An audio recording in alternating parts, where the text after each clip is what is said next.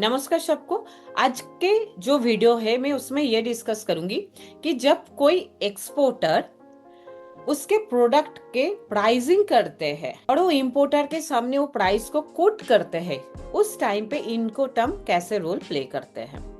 मैंने लास्ट जो वीडियो बनाई थी उसमें मैंने ये डिस्कस करी थी कि जब कोई एक्सपोर्टिंग कंट्री के साथ इंपोर्टिंग कंट्री के एफटीए हो, उस टाइम पे एक्सपोर्टिंग कंट्री के जो एक्सपोर्टर है वो किस तरह से एडवांटेजेस और प्रिविलेज पोजीशन पे होते हैं जो एक्सपोर्टिंग कंट्री के साथ इंपोर्टिंग कंट्री की एफटीए ना हो। तो आज के वीडियो पे मैं डिस्कस करूंगी कि इनको टर्म को कैसे दिमाग में रखना है जिस टाइम पे आप प्रोडक्ट के प्राइसिंग को कोट करोगे इंपोर्टर के सामने।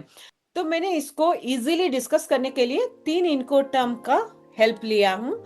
एक है आपका एफओबी, एक है सीआईएफ, एक है DDP. FOB means free on board, CIF carrier insurance freight and DDP deliver duty paid. I think इनको टर्म के बारे में आप लोगों को पता ही है। मैं यहाँ पे सेम प्रोडक्ट लिया और सेम कॉस्ट को एज्यूम करके चलूंगी, ठीक है। तो सपोज 800 रुपीज प्रोडक्ट का जो मैन्युफैक्चरिंग जैसे कॉस्ट आप पकड़ लो। मैं यहाँ पे कोई टी शर्ट पकड़ लिया तो फैब्रिक एंड लेबर पकड़ के 800 कर लिया। पैकेजिंग लेवलिंग 50 रुपीज कर दिया। Inland transport 30 rupees, port handling 20, compliance जो आपके इंस्पेक्शन सर्टिफिकेट ऑफ ऑरिजिन ये सब होती है वो 10 रुपीज का हो गया, ठीक है। सारे मिला के आपको 910 रुपया पड़ गया जो आपका एफओबी में। अब आपको ये देखना है कि आप कितना परसेंटेज प्रॉफिट रखोगे, है ना, मर्जी। तो मैंने यहाँ पे 15% प्रॉफिट मार्जिन को एज्यूम करके चल रही हूँ। तो अगर 15% प्रॉफिट मार्जिन आप रखना चाहते हो तो आपको 910 के ऊपर 15% रख के आपको 1047 जो 1047 1047 रुपए आपका हो गया। तो आप इंपोर्टर के सामने जब प्राइस कोट करोगे तो एक टी शर्ट का जो प्राइस होगी आपका 1047 रुपीज।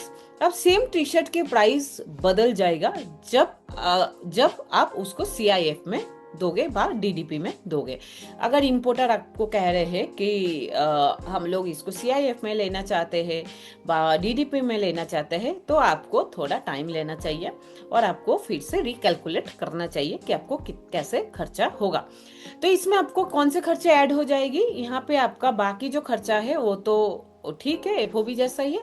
और एक्स्ट्रा खर्चा आपका इंश्योरेंस ऐड हो जाएगी, फ्रेट ऐड हो जाएगी, कैरियर कॉस्ट के जो होंगे वो ऐड हो जाएगा।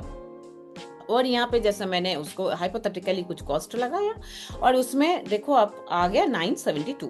और 972 के ऊपर जैसे ही आपका 15% मार्जिन लग जाएगी तो जो 1047 रुपया में आप दे रहे थे टी शर्ट वो आप नहीं दे सकते हो।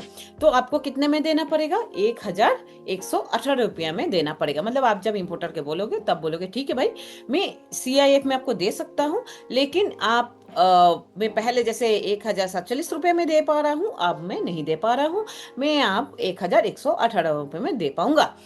फिर आपको डीडीपी अगर बोले कि भाई हमें पता ही नहीं है, पहली बार इंपोर्ट कर रहा हूँ या हमारे पास टाइम नहीं है इतना झमेला हमें उठाने का, तो आप पूरी तरह से सारा काम आप ही कर लो, तो डीडीपी कर लो। तो उस टाइम पे आपको बोलना पड़ेगा ठीक है भाई मेरे को और कॉस्ट ऐड करने दो, फिर मैं आपको प्राइस कोट करके बताऊंगा।